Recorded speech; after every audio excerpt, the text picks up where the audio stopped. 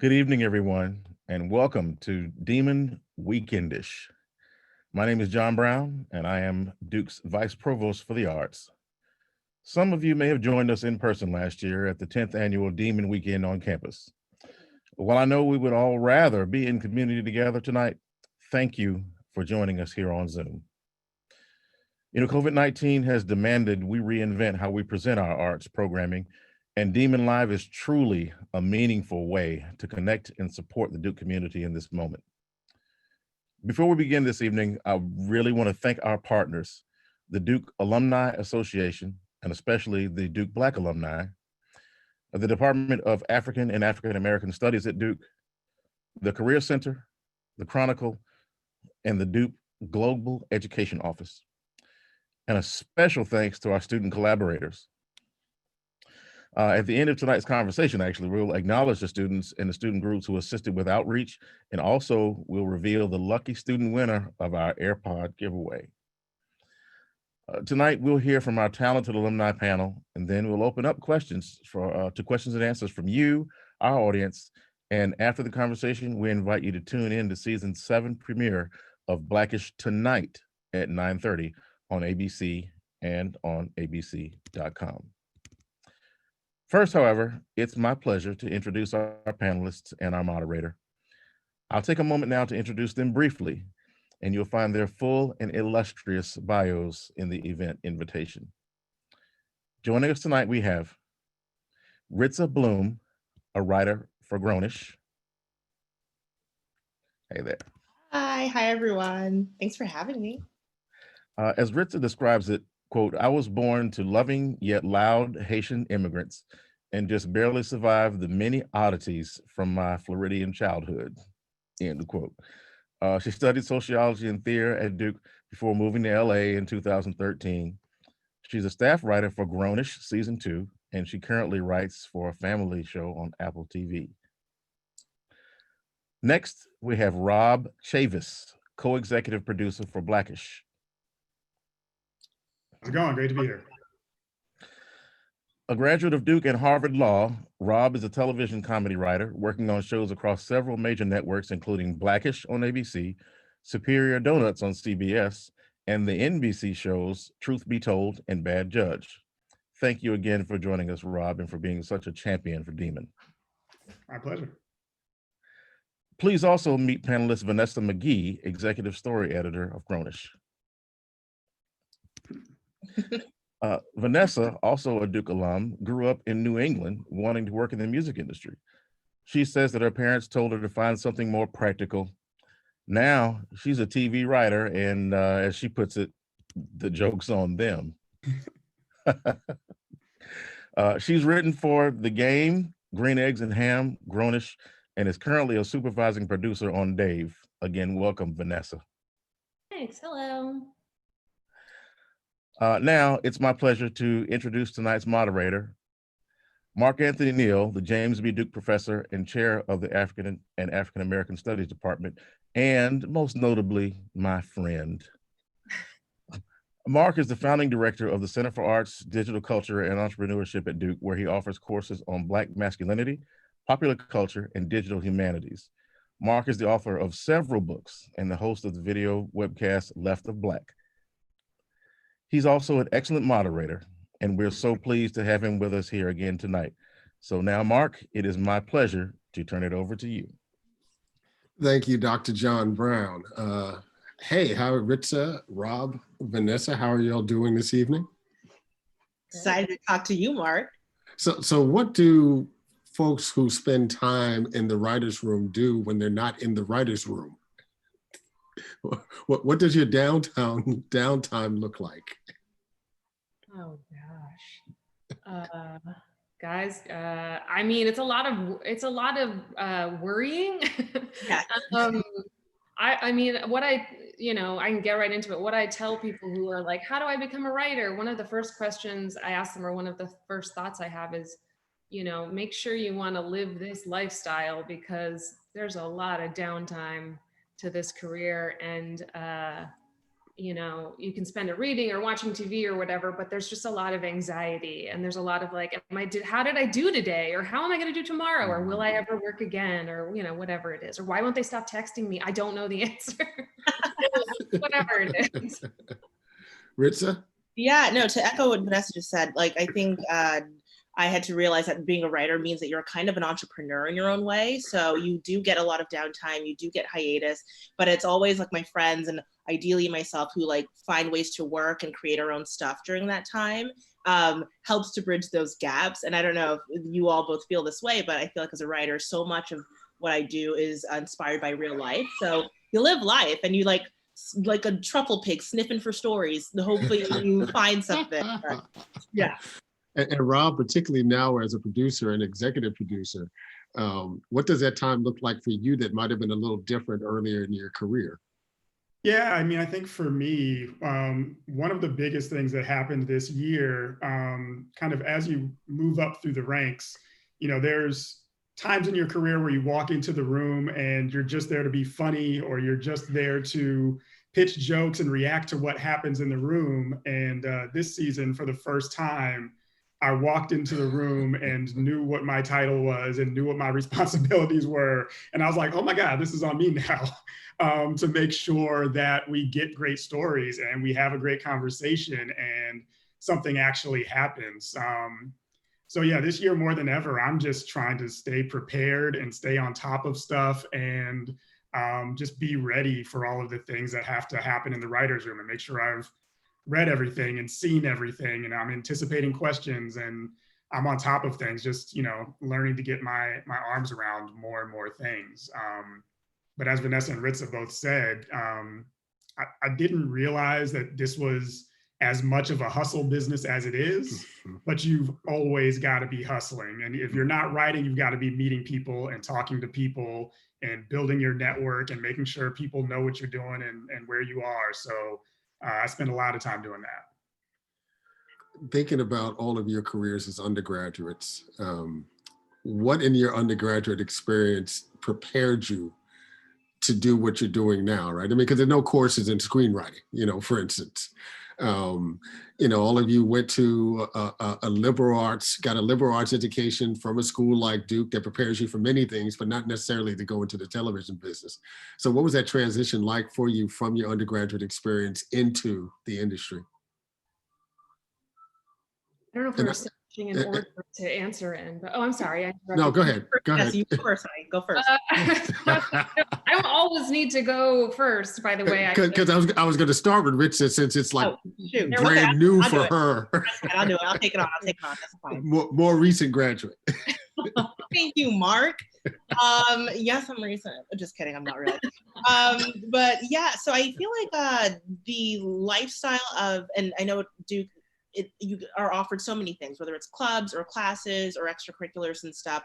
And I was definitely that student that was like, my parents are paying for this crap. Like, let me do everything that I can and use this damn degree and make sure I get every experience that I want out of this place. And so I think just the act of juggling a lot of things and a lot of different commitments to what Rob was just saying, like whether it's meeting people, whether it's participating in clubs or classes or just being active and learning how to find time for myself and self-care while also just having a lot of, you know, interest in a lot of different places. That was helpful for me in the transition of like learning how to start my own career and figure out how to juggle a couple different things at once.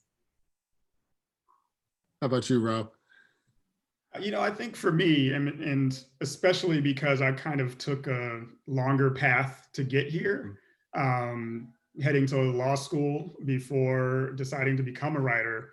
You know, in undergrad, it was just reading books, and I was a English minor, and you know, like learning story that way, just absorbing as many things as I could.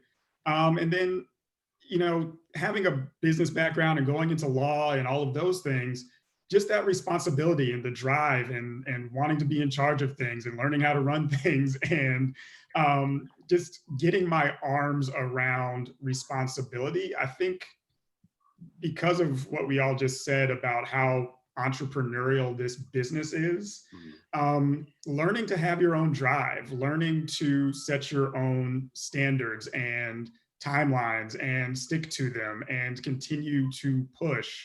You know, Duke is teaching you a lot of those skills in the context of doing other things, but it's absolutely that kind of drive and the, you know, when I'm mentoring students at Duke and working with students now, seeing that drive in the students that I'm working with is going to translate well into this business, because you can't drop the ball. The most important thing to do is keep the trains running on time. And so just learning to stay on top of things and keep it moving. I still use all of those skills every single day. Now, did you focus on entertainment law when you were at Harvard Law School? I thought I was going to, you know, it's kind of, you go in thinking that you're going to have the cool legal job. And then I got to a law firm and found out none of them are that cool. Which, you know, a summer in a law firm could have taught me that, as opposed to 3 years and studying for the bar. But I mean, I went into intellectual property, which kind of felt entertainment law adjacent, and like I'd be doing something, but it was a litigation position. I left there and was in-house counsel at an ad agency, so I got a little bit closer to the entertainment business. Or closer to Dre. Yeah, absolutely. Definitely closer to the character of Dre, which it seems like I'm faking all of those things when I talk about how closely I match up with Dre, having worked in advertising, and I've got kids and, you know, all of those things. But it just, all of that process exposed me to life experience. And as you mentioned, having done something else before coming into this job and having those life experiences, give me more stories to tell, give me more people to think about, give me more situations to talk about and characters to draw from and all of that. So, you know, I try to tell people not to aim at this too early. Go live life, have a full life, and that's going to be the most valuable thing in the room. How about you, Vanessa? I mean, I agree with, you know, a lot of that. I guess, Robb, I could just word for word repeat everything Robb just said, just pretending it was possible, but it didn't. I mean, I designed my own major at Duke because I did know pretty early that I wanted to work in music or film, and ended up kind of landing in TV. But I basically also majored in philosophy. Like, I took enough credits because I took an intro to philosophy course when I got here, and I just really loved it. And I think that that's the sort of course that or course of study that benefited me the most, just in that it was the first time I had ever been encouraged in an academic setting to really break down a text, not to just like learn, you know, do like rote learning and regurgitate for an exam. It was more like, here is a text that's existed for 2,000 years, find the flaws in the argument and come up with your own counter argument. And, you know, I had just never, I'd always been like a very good student, obviously, because I went to this school, but I had never really thought of it that way. And when you go into a writer's room, especially one of the ish rooms, you know, you do really have to, find flaws in things, and you do have to kind of argue your point of view. So you know, that I've used every single day, I feel like, since the first day of Intro to Philosophy and every course after. I'm very grateful to my professors in that course. But that, and then also, you know, just, you know, the kind of social and emotional IQ that goes up when you're just surrounded by very smart people at a, you know, a wonderful institution, because you're going to go into a writer's room and you're going to be there with a lot of very smart people, and they're going to have, you know, big egos and lots of, you know, ways to defend their opinions and think that they're right. And then you're going to think you're right. And, you know, and being in that environment for 4 years is also, you know, it's helpful. It's good training. I mean, do you find yourself when you're in these writers' rooms, you know, it's for all three of you, you know, arguing, right, finding the flaws? Are there moments where folks around the table, it's like, oh, it's them Duke people again? It's the Harvard people. Yeah, the Harvard. Thank you. Thank you. The Yale and the Harvards. We're nice. Yeah, comedy is infested. We're all comedy writers. It's infested with Harvard people. So that's funny. Constant. And so you've all worked on the Ish brand, the Ish franchise. And it's hard to believe it was 6 years ago that Black-ish launched, right? It doesn't seem like it was that long ago, but yet the show seems as though it's been on forever. And it was really groundbreaking, right? In the sense that it took on issues of race that we really hadn't seen taking place on television. Really, you have to go back to Norman Lear and All in the Family back in the 1970s. And then Kenya Barris was ambitious enough to decide, and I'm gonna do another show. and then I'm gonna do another show. But for a little bit, talk about, in your mind, what the Ish brand is, what it has brought collectively to television, and how you felt, being a part in terms of crafting that storytelling. I can start with that one, just to talk about, as you said a moment ago, talking about having arguments in the room. That is, if that's not the brand that the Ish shows are built on, I don't know what it is. It's like, we're kind of trained that you don't have a story unless it kind of starts a hot fight. Like when somebody brings up something and there are 4 or 5 points of view where everybody's passionate. And, I didn't overlap a lot with Kenya, but he pushes you. If you have an idea, he'll push you into the corner on it and make you defend yourself to make sure you really believe what you're saying. And if you can do that, then he knows he's got something. And so we still do that. We still bring up topics and people will say, I like it for this and I don't like it for that. And this is what I feel is this kind of person. And like I said, when it kicks off an argument and everybody's having fun and everybody's yelling over each other, we know we've got the beginnings of an episode that we can tell. And being in an environment where it feels safe enough to say anything, I say it's a lot like therapy. I say stuff in the writer's room that I don't say at home or to my family or any of those things. So being in a safe environment where you can share those things and talk about those things and talk about your kids and talk about my wife and all of those things in a way that's real, that's how we get the kind of stories that we like to tell. Yeah, let me follow this up real quick for Vanessa, because let's bring up the elephant in the writer's room. You're writing for Black themed shows, but you're not Black, and so how do you go about navigating that space in the writer's room on a show like Grownish? Yeah, it's and with the caveat that I wrote on a show that was the Game on BT. I would consider a Black show. I would not consider Grownish a Black show. Yeah, it's more multicultural than Blackish. Yeah, very diverse show. We have a very beautiful, very diverse. God, they're good looking. Mosaic.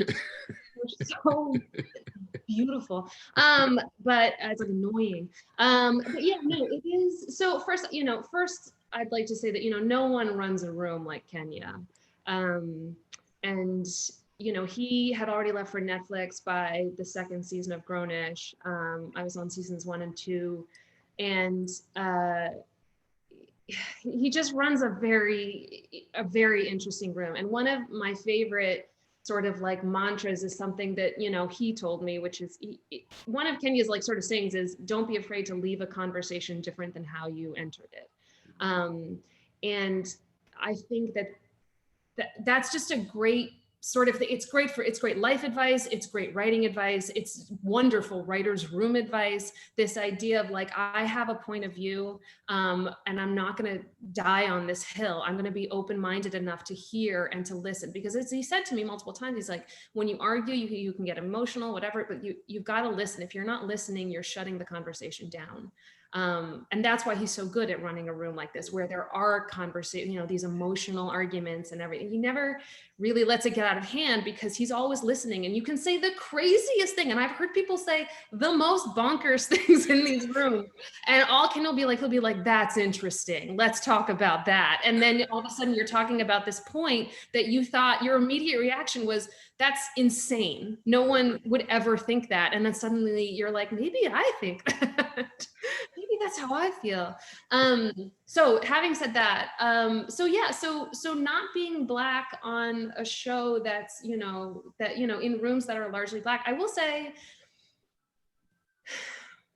I will say I've gotten the most heated argument, or not even heated, the most like deathly quiet argument I've ever gotten into in a writer's room was about the definition of the word diversity. And it was because somebody in the room kept saying like person of color, and they meant Black. And I was like, these are not the same things. And the thing is, I'm on one side of the table, literally, and there's maybe 5 or 6, Black writers in front of me. And that's not an easy position to be in. I'll say that. To be like, hello, Black people, we're talking about race, and I think you're wrong on this point is not easy. But, that's also part of the reason you have a diverse writer's room, and diverse means that, many different things. So I think it can be sort of intimidating. It can be, that elephant in the room, but in the end, writers' rooms are these spaces where your most valuable asset as a writer, 97% of the time, is your point of view. And so representing that, as flawed as it is, as problematic as it, or whatever it is, that's what you're bringing to the table, and you can't be scared of that, or else you shouldn't be there. Mm-hmm. Ritza? Yeah, definitely. To echo what both of them just said, coming straight from, college and having done all my internships and stuff, and then landing at Grownish as my first space as a staff writer, I honestly find it refreshing. I think sometimes right now, discourse is so lensed through your own view, and you often are only talking to people who agree with you anyway. And so to be in a writer's room where you're encouraged, especially with the Kenya's brand, to be challenged, you're encouraged to defend your opinion, was kind of cool just to sit there and watch and learn from. And I have to praise Vanessa, because I was there for that fight, and I was there for some other moments.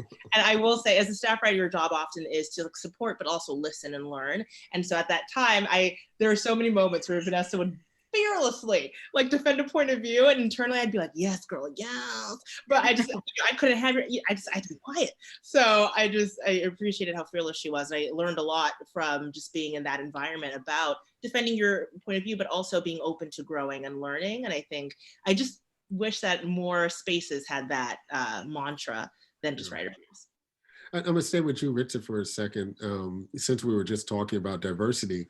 And you came into Grownish through an ABC Disney program that specifically targeted underrepresented people in the industry. And there are 2 questions I have. One, why is it taking so many of these networks so long to understand that they actually do need more diverse viewpoints?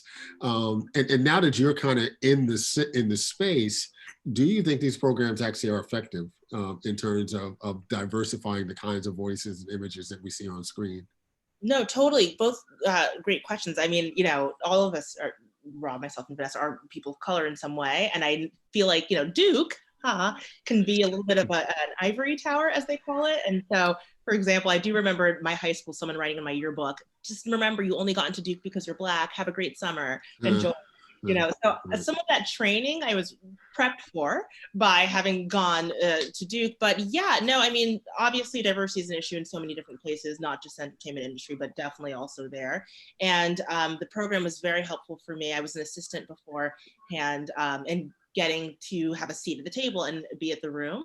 I feel like they can be effective, but it depends on the person. It depends on if you're willing to adapt and learn and listen. There are people that were in my year at the ABC program who maybe had a bit more of a jarring experience when they first got into a writer's room. But I remember they did a lot of training, like, what are you gonna say when they say you're only in this writer's room because you're a diversity hire? What are you gonna do? Like, don't freak out and stuff. So I felt like I was prepared for having to be that person. And I also felt very lucky to have my first room be such a diverse space, like in the Ish brand. I think that's par for the course for Kenya's shows. So I mean, do you ever feel as though when you're in this space that, since you can't stab somebody in the neck in that moment, but you might go home and sit and think about the fact how you're going to stab them in the neck the next day? I know Vanessa mentioned the kind of anxiety that comes with it earlier. I mean, do you feel as though there's a way in which you can disconnect, from the tension of the writer's room, to have some semblance of peace in your personal life? Those commutes were great. I would play my music. I was going from Burbank to the West Side, so I had a whole album's worth, like releasing steam. But thankfully, I wasn't in the eye of the storm as often as like maybe Vanessa or maybe Robb is their jobs. I was just like kind of sitting and listening. But yeah, those commutes are helpful. I will say also another listen, Kenya, I love him so much. What a funny place to say that he is a maniac, a full-on maniac, but I love him so much.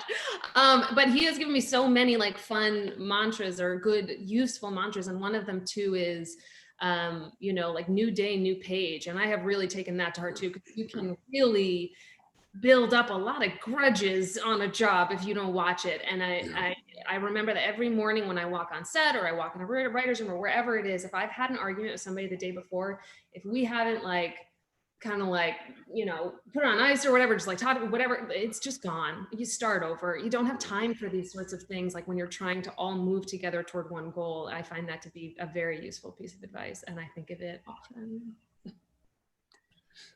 Thinking about your careers thus far and the various shows that you've worked on, was there something that you were responsible for writing directly or was involved in the writing of something that when it came to air, you sat back and kind of paused and went, I can't believe we did that? Robb? I'm trying to think of specific examples. Writing is such a collaborative process that the episode with your name on it isn't always necessarily your idea or your sole work. And I think the great thing about these shows in particular, I wanted to work on Black-ish from the moment I read the pilot, season 1. And it took me 3 interviews to actually get on the show. The first 2 times I didn't make it. And part of the reason that I wanted to write on it so much is all the other shows I was on, Bad Judge, I probably got that job because I had a legal degree. And even though I kept a criminal law notebook in my desk so that when they asked a legal question, I could run back, take a bathroom break and run back and check on some stuff to make sure I didn't get it wrong. Truth Be Told was a good show, but it had a bunch of different perspectives that it was trying to service. Superior Donuts was a little bit closer, but it kind of had one Black lead character that I was trying to help tell stories about. But on Black-ish, I felt like all of me mattered. My part as a father, my feelings as a Black man, my feelings as a guy who worked in a corporate environment in advertising, as a Black father to a 14-year-old girl and a son, and someone who was married to someone who was as high of an achiever as I was. So many of the pieces of me I get to use. And so for me, that's why it still feels important for me to work on this show. And why I still, even on set, when I've seen the jokes 8 times, watching Anthony or Tracy perform the joke, I'll laugh out loud. And I still enjoy watching the show, even though I've been on set when we're filming it and I've seen it in editing. I enjoy the show because I feel like it's important, and it's important to Black families. It's important to Black people. And so there's so many little pieces of my life that show up in the show that it's hard to kind of pinpoint one thing, because I'm doing my best to pour as many parts of my life into it as I can. For those of you who've worked on multiple shows, well, you've all worked on multiple shows, how do you know when to move on? Is it simply a better hustle? Or, is it fueled by creative differences, or is it fueled by just, it feels stale, right? And you want to try to do something else. But what has been some of the motivations, if they were in fact your motivations, for moving on, to other shows? Do you want to do it, Robb? I don't know. No, go ahead, Vanessa. I've only had to do it once, because the game was in its 2 last seasons. It basically was like done, and you know, I've been fired. But so the only time I've really had to do it actually was when Kenya called me and said, you know, I know you're on a show. Have they asked you back? And I said, yeah. And he said, I want you to come work on my new show. And I had stupidly, actually, here's a terrible story. When I was working on the game, this is how I know Kenya. I was working on the game and he was running Diggy Simmons' pilot like down the hall.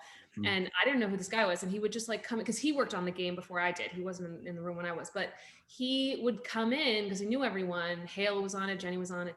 And he would just come in for 15 minutes like every day and just start talking in the middle of the room about like whatever, you know, like I know what happened on the elevator with Solange and Jay-Z, and we'd all be like, what? And like, who is this person? And so we became friends because he was around. And I remember hanging out with him one day, and he was just like Blackish had just been picked up, like he had just done the pilot, and he was like, you should come on my new show. And I said, I mean, these, you know, they just hired me on this show. I feel like out of loyalty, you know, I should stay here. Like, it's just not right. And he was like, okay, whatever you think. And the idea of turning down Blackish in season 1, I would have 7 houses now, like Robb. It would be crazy. It's like that same year, Gerard Carmichael was like, "Will you help me write my pilot?" And I was like, "No, I'm busy." Like, it's insane the terrible decisions I've made. So when he called me and he was like, "Do you want to work on my new show?" He barely had the sentence out, and I was like, "Yes, absolutely, of course, I'll be there." So I think at a certain point, you just kind of learn when to go, when to take the chances, the opportunity. How about you, Robb? Yeah, part of the reality of this business is most people move on because their show gets canceled.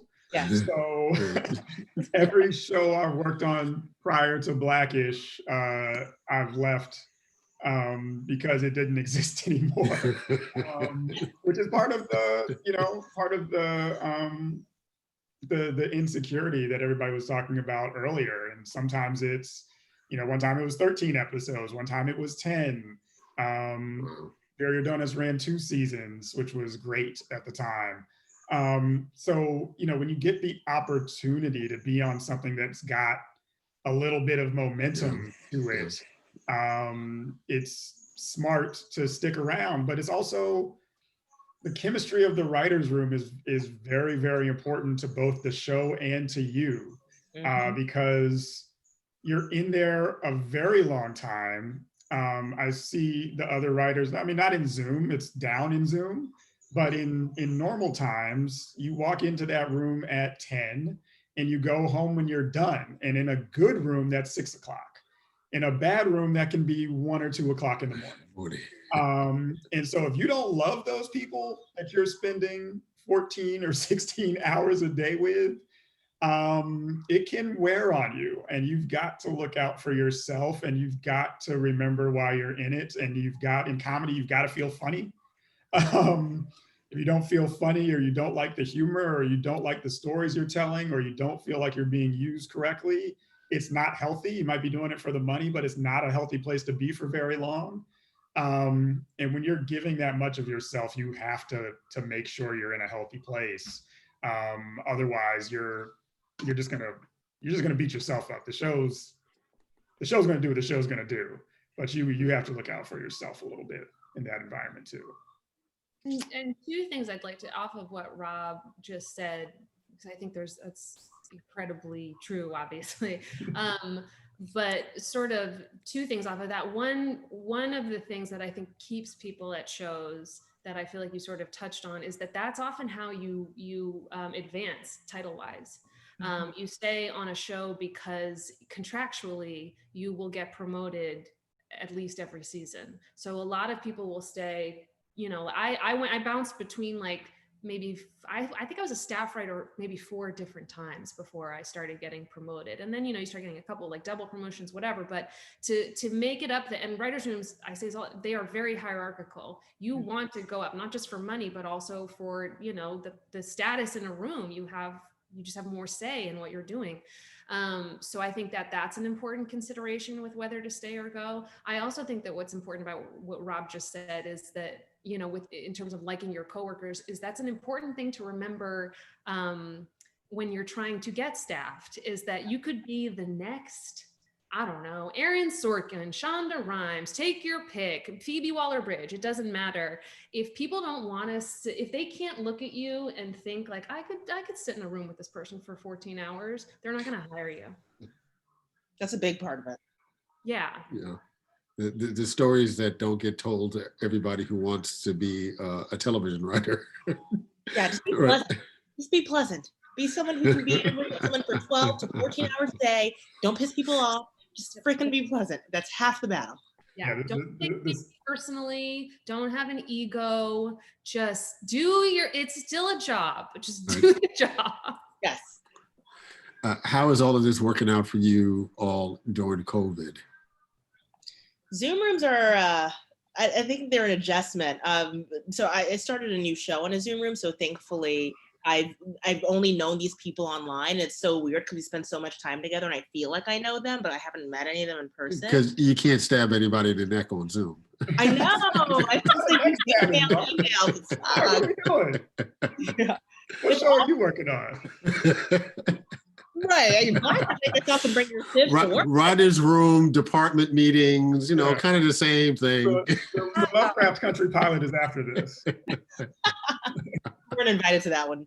That's a different Zoom link. We didn't get that one. Zoom rooms are terrible. I hated it. And there were like 2 or 3 dudes. It's always dudes. I work in a very dude heavy room. They're always like, we should do this forever. And it's like, can I curse on that? I don't even know. I was just like, screw you. Like, whatever. No, they're terrible. I honestly am very concerned that we're in for a lot of mediocre television next spring. Oh, yeah. I do think the quality of the work has suffered. So I hate them and I never want to do it again. I'm also about to be where Robb is, which is in production in about a week and a half. And I am concerned. Yeah. Because Robb, you're not in a Zoom room. Well, so the writer's room kicked off in a Zoom room and we did that for a while. And once we went into production, my showrunner, Courtney Lilly, actually not only runs Blackish, but also runs Mixed-ish, and was, he's the kind of the person who's supposed to be the last filter as things are going to stage and the last person to touch things. And he was going to do it across both shows and be the only writer on the ABC campus. But then because of COVID and the limitations and everybody's efforts to create a bubble, especially around the actors, if one of the actors disappears for 3 weeks, we can't shoot the show. Right. And because he was going to be in Zone A and talking to the actors, he could not go between both shows. Okay. So he reached out to me as one of the writers, and either because I'm a sucker or, I want to think it's because he trusts me. It might just be because I have a reckless disregard for my own life. He asked me to go inside of the Blackish bubble and actually be there on set.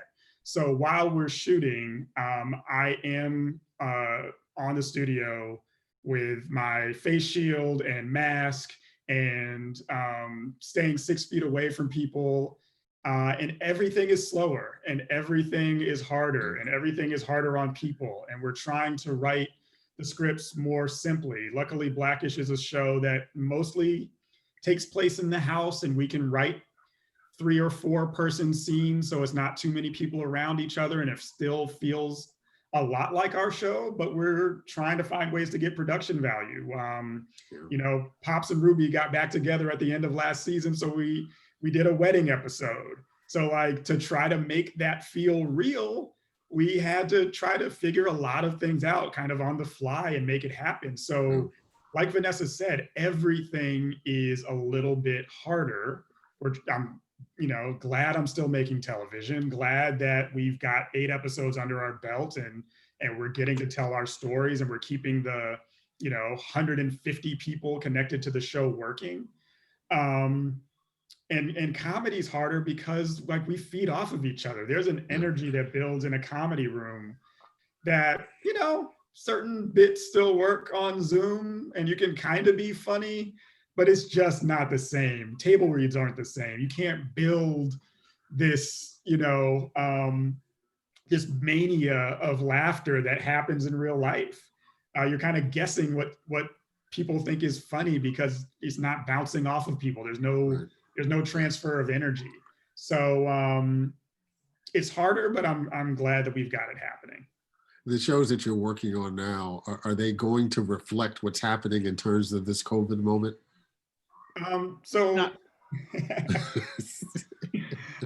on Black-ish, the episode that everybody will see tonight, because it's a show that exists in the real world, we knew we had to address it. We had to be part of the world that we're in.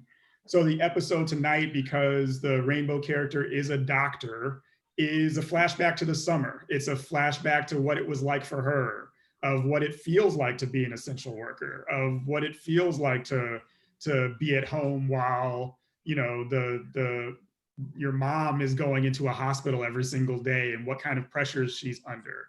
And then we do another episode where we're kind of in a COVID world.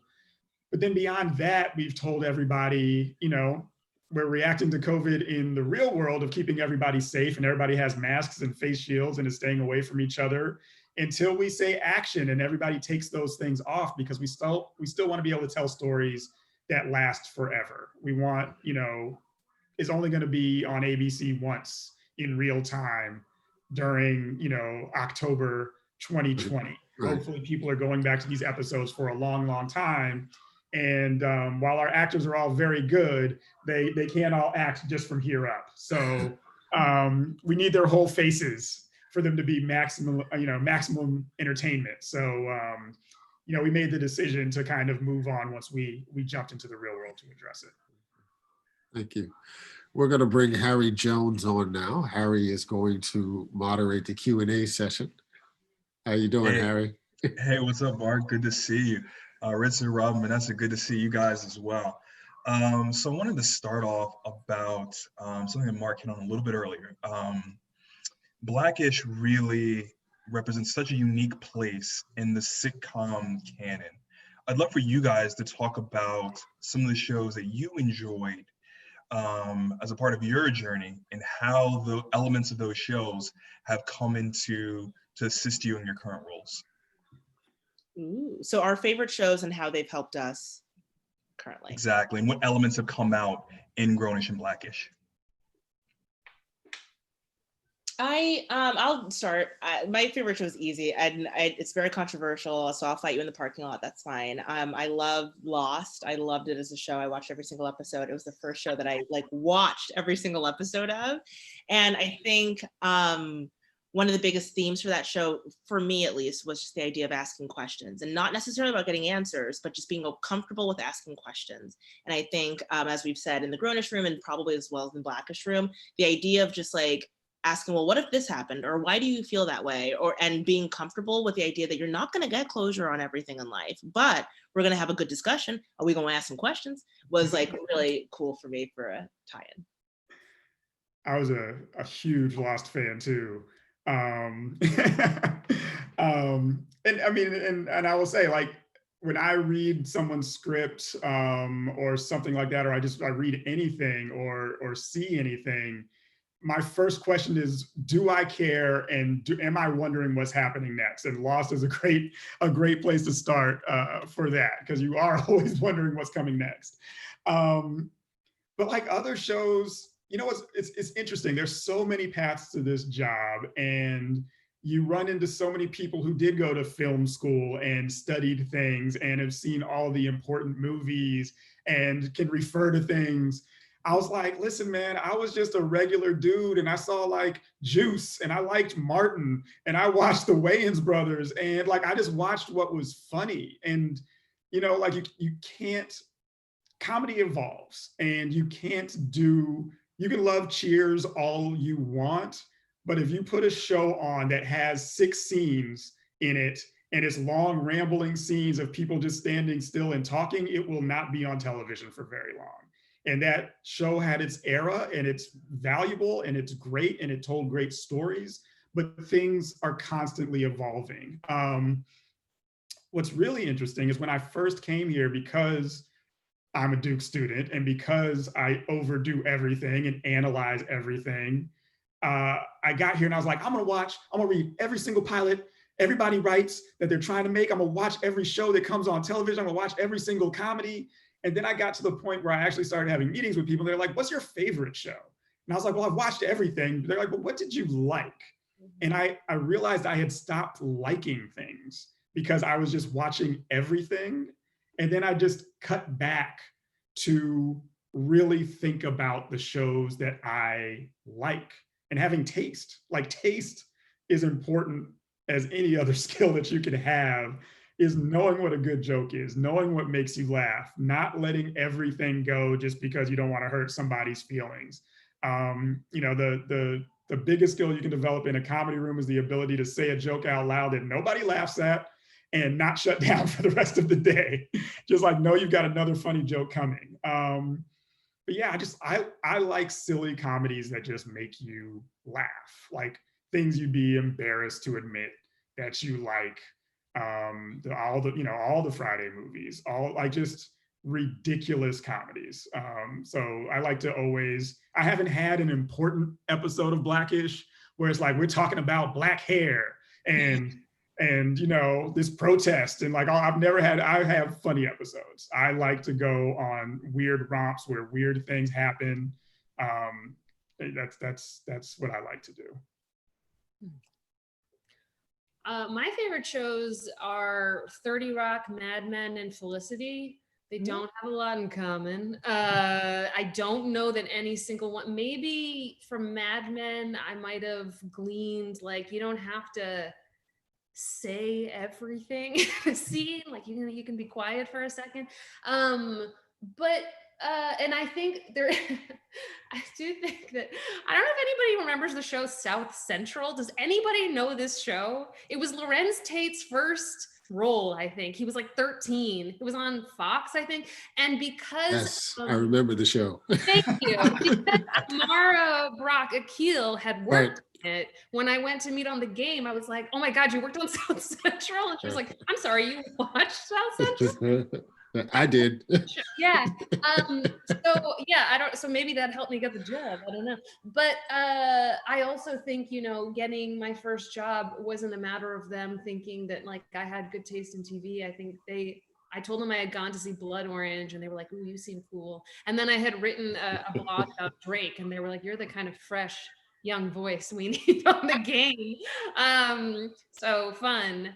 I think, you know, people are, you know, young writers, I feel like, ask questions like, you know, how do you write a good TV show? How do you know, like, you know, how should I learn TV structure? Like, what book should I read to learn TV structure is a question that I hear from like assistants a lot. And I'm like, I'm sorry, you watch TV, right? And they're like, yeah, I love TV. And I'm like, you grew up watching TV, correct? And they're like, yeah. And I'm like, then you know how to write TV. Like it's something that I think growing up and watching and just like, you just internalize it. And so even if I haven't proactively done anything by watching certain shows or loving certain shows, I can tell you, you know, and it's a weird thing to say because it's not often that like you hear it in a room or an editing suite or whatever, but I can tell you when something's wrong. When you're just like, this doesn't work. And like, you have to have an argument for most of the time. If something's just wrong, if it just doesn't work, like you'll just know, you can feel it. And it's because you know the medium well. Mark, you teach an amazing class on Black comedy. I'd love for you to weigh in on this too. What were some of your favorite shows? And can you talk a little bit more about what elements of prior shows that you've seen in Blackish and Grownish? So, you know, the challenge of teaching this class is called it's Dick Gregory in the History of Black Comedy. And so I first of all, I do a history of Black comedy, right? And I think for many folks, when they hear comedy, they think stand-up comedians, they think about comedy shows, they think about films, they think about famous comedians they know. I'm more of a satire person. So I spend a lot of time looking at literary satire, satire in terms of visual culture. And for me, because I have kind of a longer memory of television, I'm more likely to use examples from television in the 50s, well, not the 50s, but the 60s and the 70s, in the early 80s as kind of reference points, right? And so for me, you know, a show like All in the Family, you know, I wish I could have been teaching in the early 1970s to be able to delve into a show like that. And it's one of the things I appreciate about Black-ish, because Black-ish consistently touches on issues. And Grown-ish, which was a show I didn't think that I would like. You know, I was raised on, you know, the Cosby Show. Why can't I remember the name of it? Not the Cosby Show, but A Different World. A Different World, right? I was raised in a different world, and for a whole generation, that's our experience with the Black college experience. And I wasn't expecting to like Grown-ish, but one of the things I think that Grown-ish does is very successful is actually capture what, as right now, as I have a 17-year-old and a 22-year-old, that show captures them perfectly. And I think it's a growth that we now can have television programs that have that perspective of young folks without it feeling like 40-year-old people trying to write, you know, for 17-year-olds. Definitely. Actually, you made a really good point, and I want to expand on it a little bit. So when I watched Grown-ish, so much of my Duke experience I'm seeing play out there. Ritza and Vanessa, how much of your experience do you see in various characters, and how much of your experience have you been able to put into those characters and into the show? Yeah. Oh, you want to go first? No, I said, Ritza, go ahead, but I don't know why. Please. Okay. Yeah, I felt like, especially when it came to the friendship dynamics, that was something that I definitely drew a lot from my experience at Duke. I think something that's so great about college is that you, and especially at Duke, you become best friends with people you've known for 2 weeks. And like compared to your friends from home in your hometown, where you've gone through like middle school and high school with them, you've known each other for decades sometimes, or a decade at least. And at Duke, it's like, oh, no, we're in the same class. Okay, we're besties now. So there's a lot of like really fast get to know you, go through a bunch of conflicts because I didn't actually know you. And then we're going to get to the other side of it and actually be friends now with a deeper understanding of each other that I remember from college and just valued so much when I was there. And so I think a lot of those dynamics, like you'll see with like Zoe and maybe Jazz and stuff, I fondly remember drawing from at my time there. It's like the Insecure dynamic, right? When we see the two main characters, their friendship fall apart. It's like, well, because y'all didn't actually know what exactly you were as friends in the first place. Right? Exactly. Yeah. I think there's a lot of, I think, you know, all of the, I mean, I can't speak to Mixed-ish, and now I think is Oldish happening? That's a show that They say it's happening. Kenny can't be stopped. Very accurate. Okay, well, at least with Black-ish and Grown-ish, you know, somebody recently asked me, you know, they were coming from like network comedy writing, and they were entering their first cable comedy writing job, and I've only ever written for cable comedy, and they said, what's the, you know, do you have any tips? And I was like, in my experience, I do not think this is true for Black-ish, but maybe Robb, you can weigh in this, I don't know.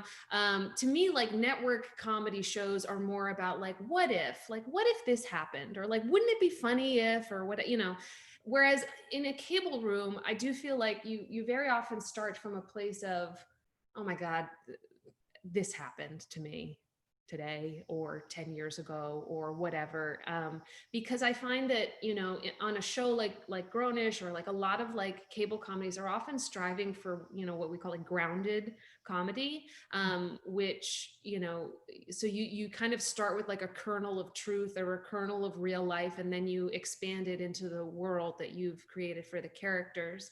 So in Grown-ish, or on Grown-ish especially, we would definitely sort of like go around and tell these stories of our college experience, or even our adult experiences, or young adult, whatever it is, and kind of extrapolate into plot lines that we thought would, you know, work with different characters and kind of speak to different themes that we were trying to speak to.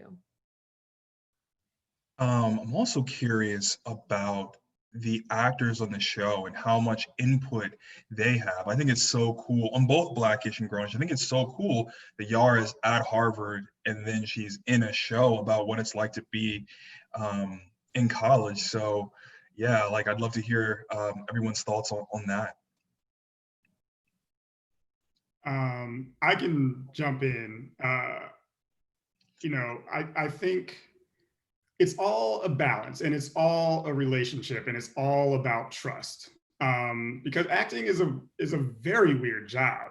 Like to show up, and because we're not shooting in order. We're not shooting a story that makes sense. Like we start on scene 14, and then they have to jump into this emotional place. Then we got them in a car going someplace. Like it's hard to track the story. So, I say all the time, especially as the writer on set, my job is to translate what we think is funny and to emotionally track every single story to help the actors get to where we want them to be. And so as that story's jumping around, and if they're not tracking it, I have to say, look, the scene before this is what just happened. You just got told this thing. So you're coming into this moment trying to feel like this. And they have input because they can't do what we want them to do if it doesn't feel real. So there will be times when you have the script and you have it in your head a certain way where you have to have a conversation with the actor to say, this is what we're going for. This is what we think this would feel like. And it has to make sense for them to be able to do their job. And it can be, look, man, Anthony Anderson is a powerhouse who can do anything. Tracy Ellis Ross is the exact same way. Like that's like every once in a while, I'm like, oh yeah, it's Diana Ross's daughter, and that's crazy. It's like you're literally talking to like the Black royal family in a lot of ways, and they've had long careers and they know what to do, and they're extremely talented and they know how to get to the places they are. But it's also my job to be able to communicate with them. And for many people, that's scary, and for many people, it's hard to do because they have so much power, they have such ability, they've been doing it for so long, that's part of the job, is just learning how to do what you need to do while allowing them to do what they need to do, and finding a way to balance those two. So they definitely have input into what's going on, but you also have to make sure that there are 150 people work on there, and it's 150 experts. And you have to give everybody space to do their jobs, and finding that balance and making sure that you get something on stage that gets into editing and beyond, because they have a lot of input on what the show ultimately looks like. It's a piece of it, and you have to like kind of work with everybody along the way. But that's what's wonderful about television. The writer is the center of television. In film, the directors and the actors are much more the center, and the writer fades back. The writer owns the show in television, and that's one of the great things about it. Rest. Yeah, to speak to your question, I will say that, yeah, speaking of like Anthony Anderson, Tracy Ellis Ross, we worked with them on Grownish as well. They are unbelievable actors. I didn't even mention Lawrence Fishburne. Jesus. Yeah, of course, duh. Lawrence Fishburne. Jennifer. I can't tell him anything. He knows what he's supposed to be doing. Yeah, they're all phenomenal actors. I think, Grownish, we worked with a younger cast. Now I'm on a show too where it's interesting how I think when you are working with people who aren't actually actors, it becomes a little bit different, and you almost out of necessity are going to write more toward the actual person, because they just probably don't have either the confidence yet, or until they do, or or the skill set training wise, to create something out of nothing. So you are probably like, I remember Luca infamously for us, he said in an interview, I mostly just the writers mostly just let me say whatever I want, and I was like, we do not. No, we don't effing do that, Luca. I'm sorry. We never did that. Like, we write every single word you say into the script. I love Luca, but yeah. So, then you have somebody like Yara, who's, global presence is so pervasive that, you can't escape it in the writer's room. You're not going to ever put Yara Shahidi, the star of your show and the star of the world, into a position to be on screen doing something that doesn't feel right for, you know, her as an actual person, or that's going to push that boundaries too much. And she's not an actor who is going to, she's extremely professional. She's not going to come to the writer's room and be like, I'm not doing that, or I don't agree with that. You know, she's not anything like that. It's more like it is sort of a symbiotic relationship with like the star of your show as well. There's like an understanding that you're not gonna ding the brand, guys. You're not gonna, you know, there's a level of respect you have to have for the, you know, the person who's fronting your show. So yeah. I don't know, did that answer the question? Definitely, absolutely.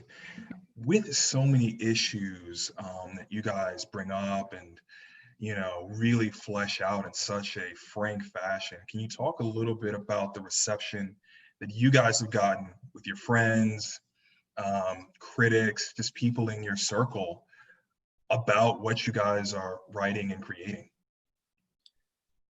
I'll jump in. I feel like one thing about the ish universe is that it definitely plays into what are people arguing about? What are people staying up late at night and can't get sleep about? Like, you know, we talk and tackle a lot of different issues. And I remember after the episode I wrote aired, and it was a lot about women and being able to own or weaponize their own sexuality for success and the positives and negatives of that. I got like calls from, let's say, older members of my family, other generations that were like, I don't understand this. What is this Instagram? Like, why is he making an episode about this? And what I loved was being able to say, well, actually, you know, this has been a big discussion in feminism since the start of feminism, just about how women are able to have relationships with their own sexuality, and are we just objects, or are we able to weaponize it? And so even though it's very contentious, some of the topics that, at least in Grownish, that we've discussed, I think there's something that's uniquely universal and allows like conversations to happen from them. You know, I think what's been cool about being on Blackish is we usually find one or two topics a year that become part of a broader discussion, or at least we're tackling it. You know, this year, our opportunity to do those voting specials that aired a few weeks ago ahead of the election, we started talking about this season and we started talking about the role that Blackish could play. We felt like it was important, and the network felt like it was important to get those out there. So we rushed and we animated half of it because we weren't sure we could all be on the stage together, and all of those things because we wanted to try to put something out there that could actually have an impact. You know, the Juneteenth episode happened before I got there, but you know, Juneteenth wasn't in your Apple calendar before that episode aired. I'm not saying that that's the reason it happened, but it certainly didn't hurt. Kenya might say it's the reason it happened. And it probably is, but just bringing awareness to certain things. So, I mean, most of the feedback I get is positive.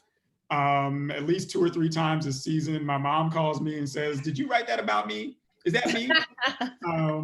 I'm like, "No, Mom, that's all Black people, not just you." But it's largely positive, and it's nice to be. I mean, it's nice. Look, I've worked on shows that nobody talks about, so it's nice to work on a show that somebody talks about. And you can say the name of the show, and they're like, "Oh yeah, I've heard of that." You know, it's much easier than the ones like, I don't watch TV. I don't know that show you're talking about. Mark, what about you? I know it's been on for 6 years. Has it sparked any Blackish or Grownish, any interesting conversations for you, either among your family, colleagues, or in the classroom? Some stuff have come from the classroom. I mean, the Juneteenth episode, you know, it's just one of those moments.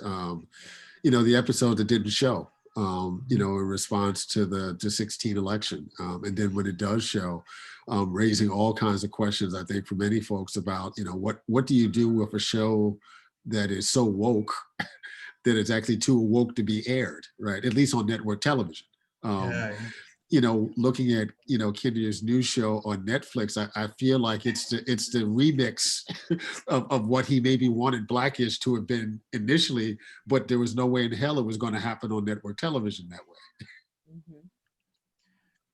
Absolutely. Ritza, Vanessa, music plays such an important role on Grownish, from the names of the episodes to how various songs weave themselves into the plot. Can you guys talk a little bit about that? Go, Vanessa. She was the music person in our room. We'd be like, Vanessa, what's the song to use in this moment? And she knew it. She was awesome. Yeah, that was a responsibility handed to me. Kind of spearhead that. Yeah, so I'm not sure what aspect you mean, like you want us to sort of speak to. The show, the titles actually come from famous songs, and a lot of times those songs are interwoven in places in the episode. So the creation of that process and how you're able to kind of to do that, I guess. Yeah, that's something that, you know, you come up with the episode first, obviously. So you come up with the theme. So the titles were chosen by the individual writers. Okay. That was really just kind of up to us, you know, whatever we, you know, felt like going with. And I'm blank. It's Dave. So I forget our music supervisor's name, which I feel really terrible about. He was very, very good. But yeah, that really is a music supervisor's job, and they don't super always appreciate when you tell them, when you put in the script, like, do this, because there's all kinds of, you could be putting in a $300,000 needle drop and you don't even know it. That's the thing with putting music in scripts, young writers. You know, it costs a lot of money if you want Kanye in your show. So yeah, you know, I think it's a thing you want to, as a writer, as somebody who's worked on a lot of, like, I work on a show now that's about a rapper. I work on Dave, you know, and we have so many musicians coming on this show, and it's very much a part of the show as well. It's something that you want to be aware of. I think in any creative field, it's good to be, it's going to age you very quickly, honestly, if you're one of those people who's like, I don't like Juice WRLD because he's singing and rapping or whatever it is, you know, like, you're gonna sound, you have to kind of move with the era you're in and move with the times and not, you know, be a jerk about it. So it's good, I think, to kind of be inspired by the different types of media around you, and you know, music and film and TV kind of go hand in hand. You just have to kind of have a light touch with it because one, cost, two, it is somebody else's job, and three, you can emotionally overwhelm your own story if you try to pull the audience's strings too much with music versus the actual words you've written and the actual you know, scenes you've put on in front of their eyes. So music is a great tool when you're writing, but and a good guidepost, and I think something that a lot of writers use to feel cooler. But it's you have to kind of, like, a light touch is best.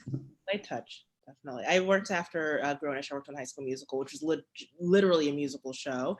And so there it was much more important and ingrained to make sure that our music cues and the songs that we were writing were, you know, married well with the scenes. But to echo everything Vanessa just said so eloquently, like, you know, I think Grownish wants to be current and is current. And I remember Duke, a big part of like pulling those all-nighters with your friends was playing that record and all of us singing along as we were writing our papers and stuff. So Grownish, I think, tried to capture that feeling.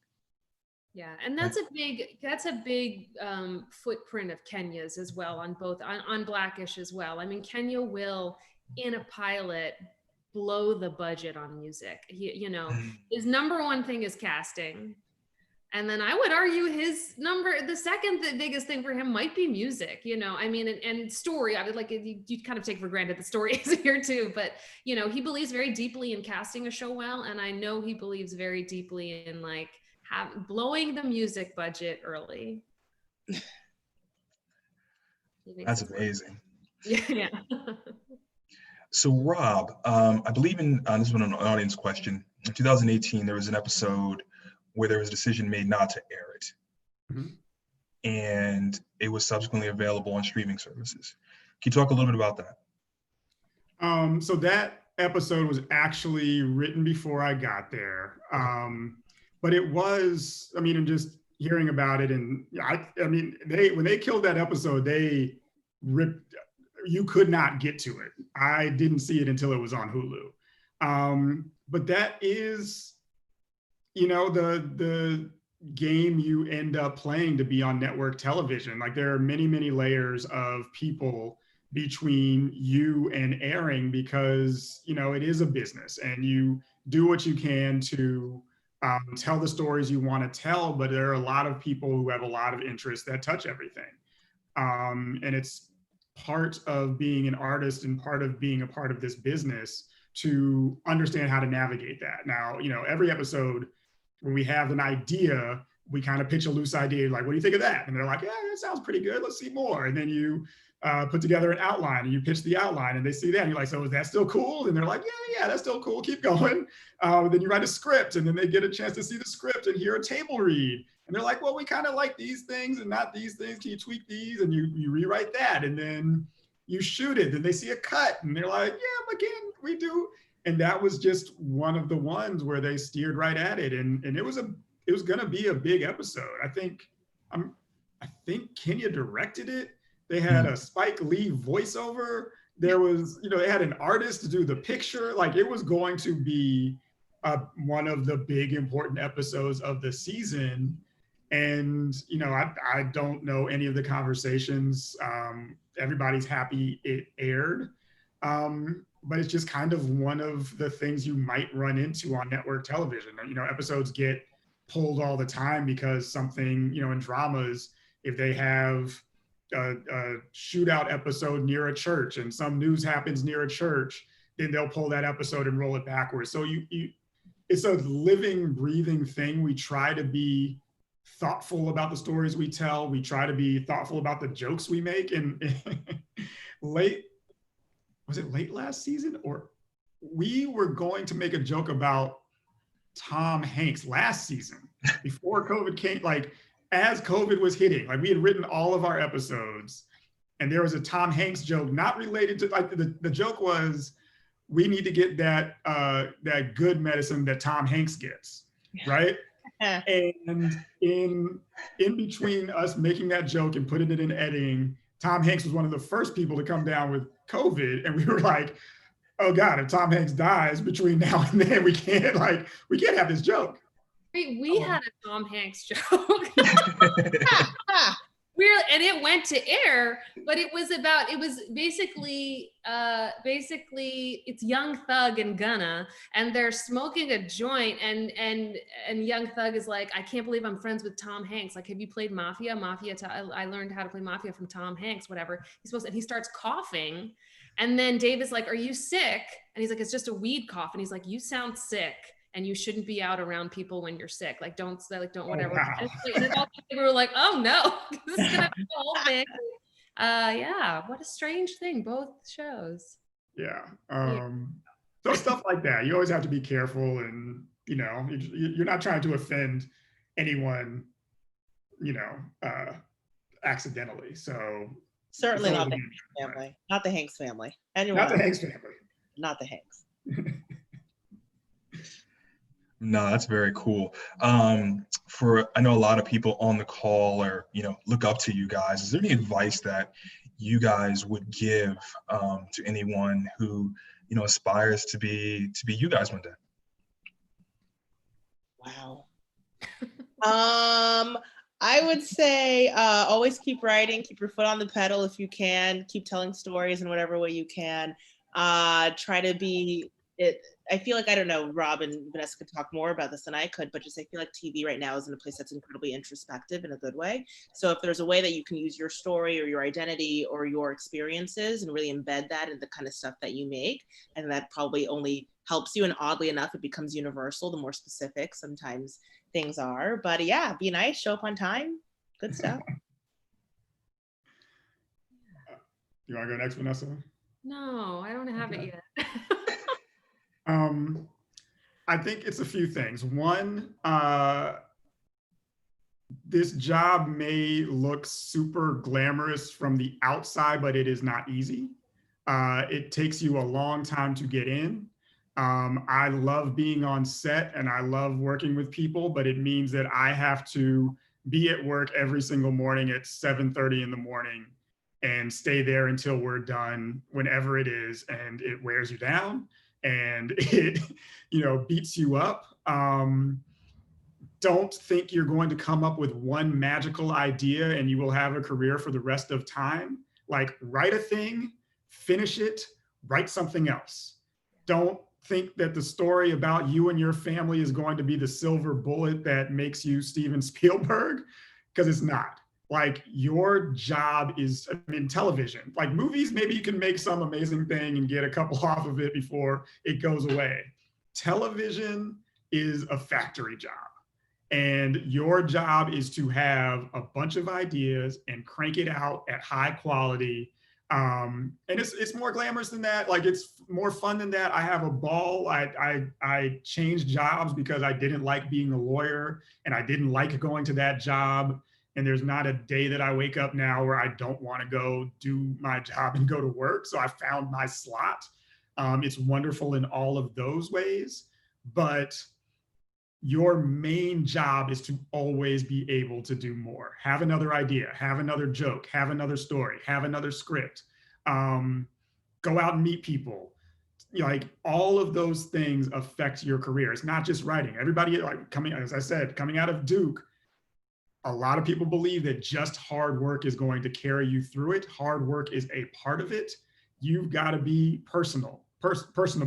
You've got to make alliances in these rooms. You've got to have people who trust you and think of you when they get their show, you want to be one of the first 2 or 3 people that they want to work on it. And that doesn't have to be everybody, but like, you're constantly building this thing to have a career, because nobody's just going to give you a random shot not knowing what you can do. You have to have a lot of people vouching for you. You have to have a lot of people saying you're great at what you do, or you're pleasant to be around, or you're good at a certain thing, or, you know, all of those things matter. So don't come into this thinking I'm going to get an agent, then all of a sudden I'm going to start working, because that's not how it works. You're going to do great work. You're going to be in the grind. You're going to make a lot of things, and then slowly you're going to start building a thing. So don't be anxious about it. It's just do the work. Yeah, I'm gonna kind of echo that last point. I was my main advice might be relax. Just relax a little, please. Some recent Duke graduate, I remember this a couple years ago, I had coffee with. She had just graduated in May, and it might have been July or something. And she was like, I really want to be a writer, but I had bronchitis for 2 weeks and now I'm really behind. And I was like, okay, okay, let's all just sit down, stop drinking that coffee. And actually the thing that I remember about her, I don't remember her face, I don't remember her name, I don't remember what year she was. Don't try to look her up. Please don't do anything to her. I don't know anything about her, except that I remember she said that, and I remember she didn't say thank you. So I would say 1, relax, and 2, be a goddamn human being. Don't forget that these are, it's not just sitting in a garret and typing your beautiful words for the world to read someday. It is a business, and, to echo Robb and Ritza, like you gotta know people, you gotta meet people, and they gotta like you. And that's a huge, huge part of it. And you have to be pretty lucky, honestly, too. So yeah, relax, be nice, be like a decent human being, and just chill out. God, it's fun, but like, it's not the end of the world. We're not doctors for a reason. Yeah, like, if you're gonna get there, you're gonna get there, and there's not a timeline on it. It's fine. It's fine. And you have to live your life. To echo something that Ritza said before too, live your life. Otherwise, you're going to get to a writer's room and they're going to be like, tell us about yourselves and what stories you have. And you're going to be like, well, I've been writing 10 pages a day for the last 5 years. And they'll be like, get out of here. So before we wrap things up, is there any lasting thoughts that you guys want to give our audience tonight, either from the Blackish, the Grownish perspective, and then Mark, anything from the Duke perspective you want to talk about? Robb. Hilarious. I almost wish I could go through this Q&A and have like a speed round to answer some of those questions, because there's a couple quick hitters in there.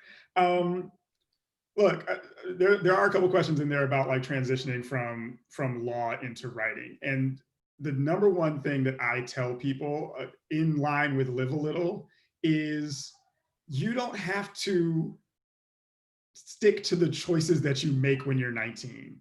Your life is extremely long. There are lots of opportunities to do lots of things. I could have said, I've already invested in law school. I'm a lawyer. I'm just going to, tough this out for the next 45 years. But I took a risk because I believed in myself and I thought that I could get somewhere with this career. And it was hard. There are a lot of dark nights. There was a long period of time where I didn't work and I wondered if I only got the job because I went through a diversity program and I wasn't good enough to get a real job. And I went to CBS Studios in a suit being like, I'll be a lawyer again. I'll be right on the side. And luckily that woman just said, no, you're a writer. Let me let you talk to somebody else. And that's how I got my next job. But just remember to go for it. Like whether it's this, whether it's something else, try things. Like life is about trying things. And if it doesn't work out or if it doesn't feel right, stop and go do something else. Don't just do it because your parents are paying a lot of money for Duke or you have to do something important with your life. I got this opportunity because I followed the path I thought I was supposed to be on. And then I sat down with myself and tried to find the path that I was actually supposed to be on. And everything is so much better. So don't feel like a failure if you make a different choice. Don't feel like you've lost time because you have to start over. You have to figure out who you are and honor that. Because whether it's this job or something else, that's how it's going to work the best. So, just follow that path, follow your heart, look inside. This is all terrible. Why am I still talking? Oh, this is so bad. Follow your heart. I thought I saw that on a mug once, Rob. Dang, like follow your heart. I had to hide for a second. I would echo that and just say life's short. If anything, 2020 has taught us that life is so short and so precious that, try not to waste time if you can, but also try to relax if you can, but also, just do what you love and keep your foot on the pedal if you want to happen to be in this career. Yeah. And I would of course echo follow your heart. That is, yeah. Sure. It's never going to let me live that down. I'm going to tattoo. I'm going to text you that every day until I die.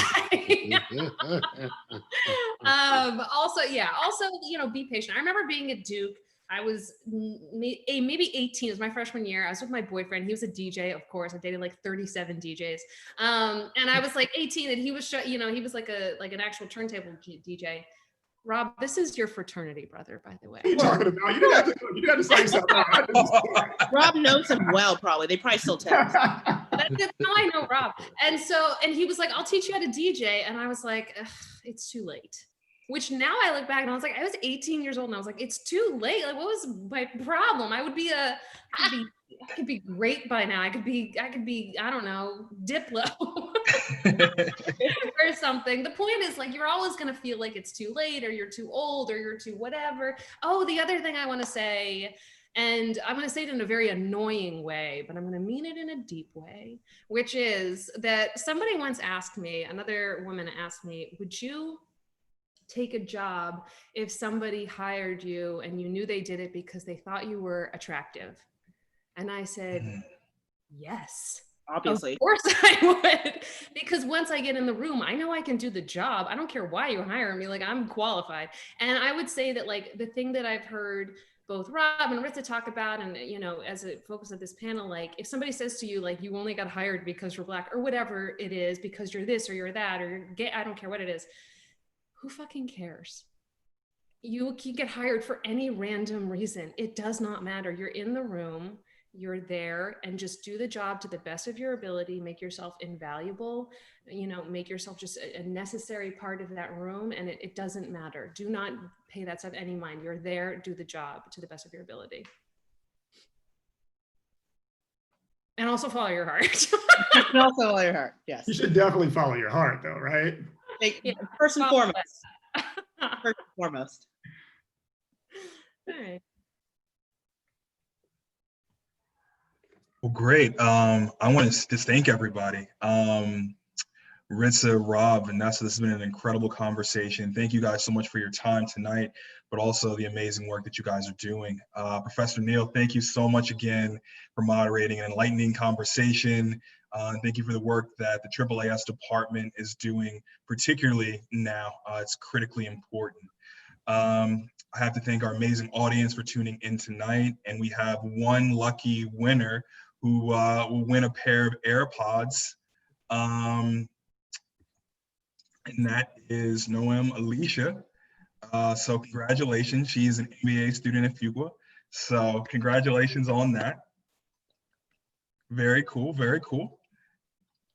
I also have to thank all of our amazing partners. I think we have a screen here which shows them all. So a lot of amazing partners, both in from the student perspective as well as alumni perspective. Always have to shout out my DBA colleagues, DEMAN, Amy O'Neill, DAA. Thank you guys all, and for all of the amazing groups that we're able to partner with in making this conversation so engaging to our audience tonight. And then lastly, everyone, please tune in to Black-ish season premiere tonight. If you haven't already checked out every episode of Grown-ish, definitely make sure to stream it on Hulu. Definitely check out Professor Neal's show, Left of Black, DEMAN Live. If you haven't seen DBA and AAAS's partnership on our series, Black in 2020, definitely check that out as well. And yeah, forever Duke, have a great night, and we'll see you all soon. Follow your heart. Follow your heart, everybody. Follow that heart. Thank you. Thank you.